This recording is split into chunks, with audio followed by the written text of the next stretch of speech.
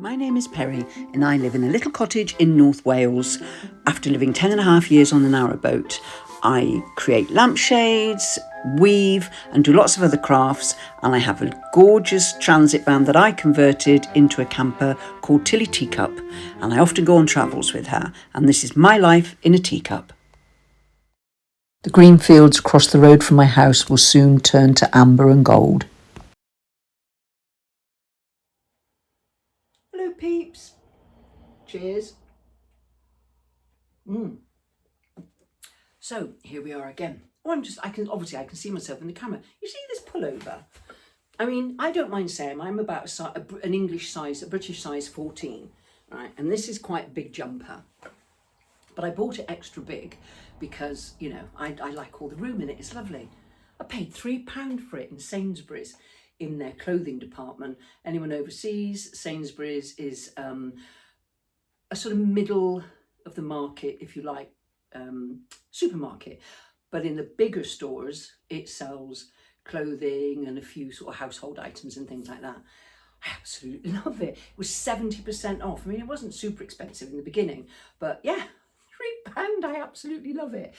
Bargain, oh, I love a bargain. Anyway, hope you're all well. We're coming into autumn now and I've got quite a bit of news. First of all, just to let you know, on this vlog, there won't be any travel. There'll be some pictures at the end and a little video I took of another church that I went into while I was down in Devon.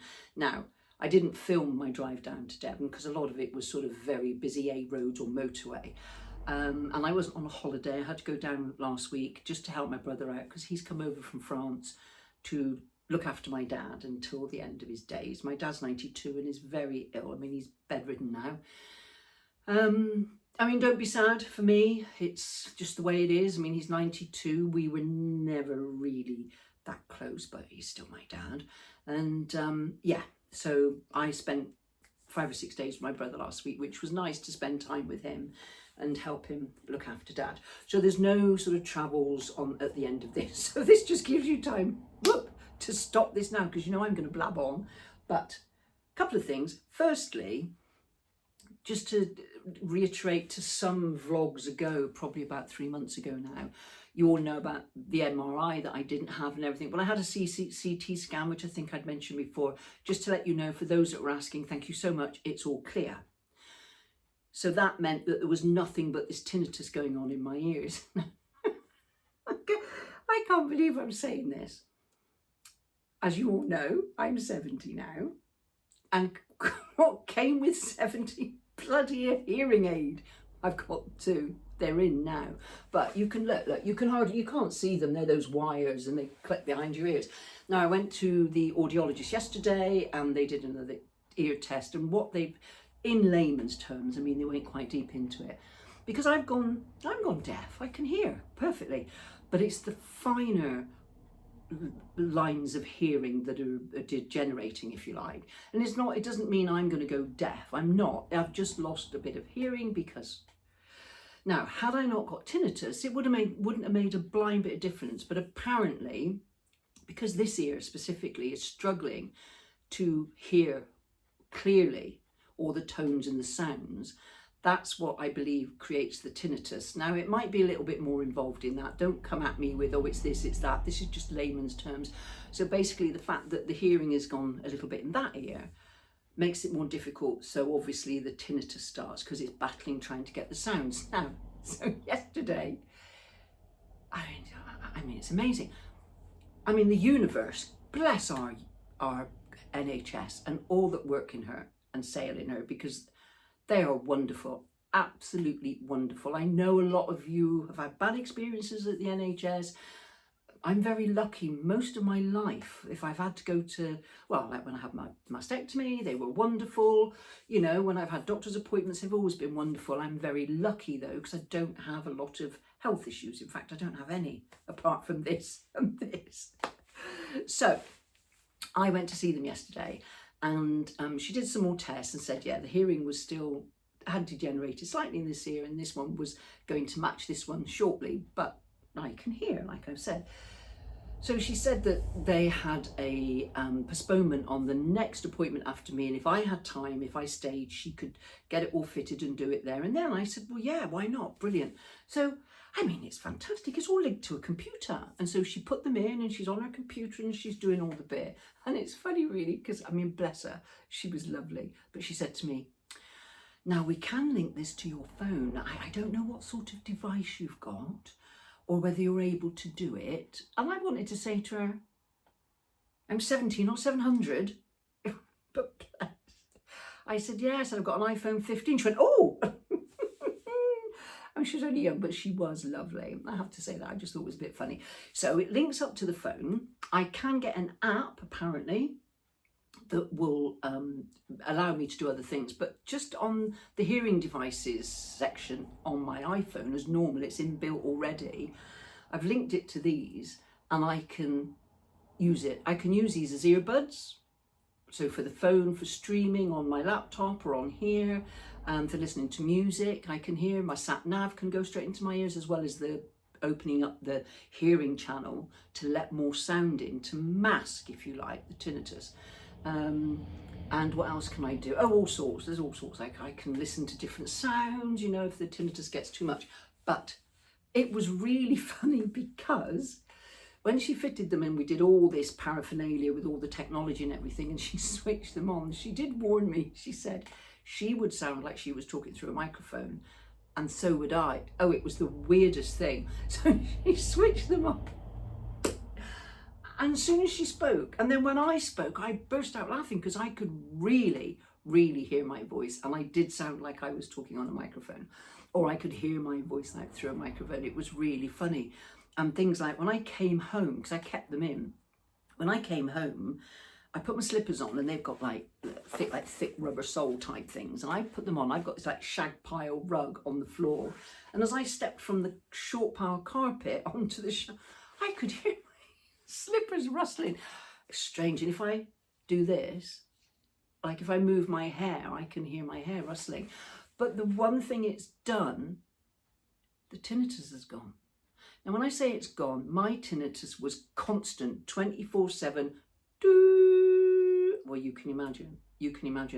And I would put earpods in and play music really loud and if I was watching something on my laptop, I'd get the Bluetooth speaker and I'd put it right near my ear, which obviously you shouldn't do because it makes it worse, but it was just to mask the sound. Now, I love sitting in silence. I don't know about you. I just love, you know, my cup of tea, looking out the window, watching the horses in the fields and the tractors and all that. And I like to sit in silence. For the last 2.5 years, I've not been able to have silence. Now, at the moment, it's there, but I can hardly hear it, and it's really not bothering me. I mean, I'll be perfectly honest, I've been in tears sometimes because I can't sleep now. That is the problem. I can't sleep. You're not allowed. They say don't sleep in them. So I've got and don't put because I've been putting pods in to go to sleep, and they've said, no, don't do that. Try and put your phone on the bed by the side. And I did wake up in the night and it was playing up a little bit, and it did take me time to get back to sleep. But apparently in time, these hearing aids almost trick your ear into thinking everything is fine because you're opening up the channel of sound, which then masks, if you like.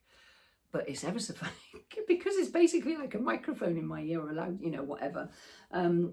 Things like the little beepy noises that my cooker makes. I'm like, oh, what's that? But above all of it, I mean, even things like the batteries for these, apparently the batteries only last about 5 to 7 days. And I just said, oh yeah, okay, where will I get them? Can I get them online? And she said, yeah, but just email us and we'll send them to you free of charge. Now, come on, guys. Where I can, I'm going to buy them, provided they're not mega expensive, because I just feel awful, you know. I mean, these things are about £1,000 each. I mean, our NHS is wonderful. Yeah, I know people say it's in a mess. I've got 2 of my friends. Her daughter is a nurse, and her daughter-in-law is a nurse as well. And my other friend, her daughter-in-law to be is a nurse. You know, all young women, all young nurses doing amazing jobs, you know. And I just want to say thank you to the NHS because this is wonderful. And now I can sit a bit quietly. So the next thing is, my chair's just arrived. Do you remember I said to you I'd ordered a chair? Right, let me sort of turn this round a sec. Hold on a second, I'll turn this round. So, can you see? Right, here's one box. It's absolutely huge. Let's take it over here. That one. And this is the second box. So, what I'm going to do is I'm going to put this on a time lapse, and I'm going to open them and put it together on a time lapse with a little bit of in between, because you don't want to just sit here because it could take me hours. So I'll say ta-ta for a second, put this on time lapse, and let's see how long it takes me to build my chair. See you in a bit.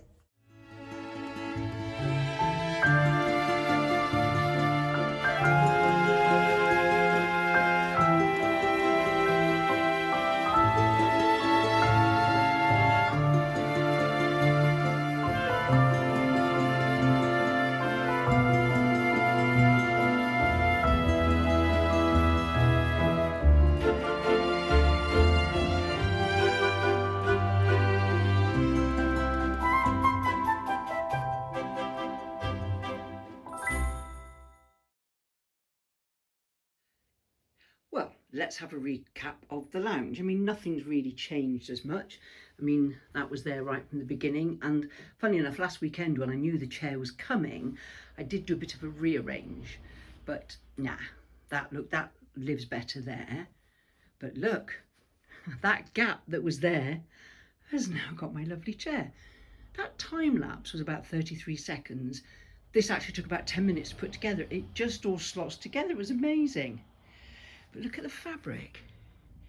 Can you see it looks quite sort of velvety and plush, and the cushion, I mean, it's quite firm. I have my finger marks in it, but obviously that would give in time. I bought that cushion when I was down in Bristol with Sue and Gail not long ago. Hi Gail, hi Sue. But yeah, look at that. I'm really pleased with that. It's lighter than I thought it was. The colour was called Bone of all things, and I thought in the picture it looked a little bit darker, but never mind. I think I'll have to put a throw on it. I'll have to make one, won't I? I'll have to weave a throw for it. But there, it's somewhat bigger in proportion, I think, than that settee. But like I said, that settee was already here, and I was going to get rid of it, but no, I'm going to keep it. So I think for now, let's have a look. Let's shut the door. Let's give another scan around the lounge. Yeah, so I think for now, that's where it sits. I can't have anything else in here. The room would be too small, but I've got my plush set chair. Oh, and I've sat in it. It's so comfortable. The only thing is, now watch, look. Oh, I've got to get a light for behind there. I must get a light. And I think I'm going to make myself a nice lampshade and put a lamp here coming over, so I can sit there by the window and read or scroll or whatever, watch YouTube. But yeah. So let's have a look in the kitchen. Ta-da! Oh my God, these boxes are huge. Oh, just look at them. They're absolutely huge. Oh, I mean, look. It seems such a shame to, break them down. I mean, these, oh my God, they make like a wardrobe. They're absolutely, maybe I could do something with them, I don't know. Just popping these gorgeous roses that I saw in someone's garden on in between me nattering and the little montage that I've put together just as a bit of an interlude for you. Speak later. This is a beautiful church in the village where my father lives. Look, there's the bell tower there. Now, I'm not getting all churchy. It's just that I happen to be at that church because me and my brother visited my sister and my mother's grave because their ashes are in that village. That man there that you see, that's my brother. And you see him again later on. He's reading a gravestone, a flagstone that's on the floor of the church. There's some amazing wood carvings in this church, and they were done by the Pinwell sisters. Now, the Pinhall sisters, there were three of them. Mary, born in 1871, died in 1962. Ethel, 1872, died in 1951. And Violet, born in 1874 and died in 1957. And they did all the wood carvings that you see in this church and many more in Devon. There were very few professional wood carvers, but these three sisters, as you can see, some of the carvings they did were amazing. So here we go, that's the pulpit. I mean, that's why I took it, because look at this carving. I mean, these are just incredible. Very, very clever women of their time, when women were never sort of allowed to have sort of a profession, as it were. But yeah, quite an interesting church. The lovely organ pipes there. The thing is, it's in a village where it's quite a big church and there's some open space at the back of it. And I'm so glad to see that it is open for, there's my brother there, look, he's reading the flagstone.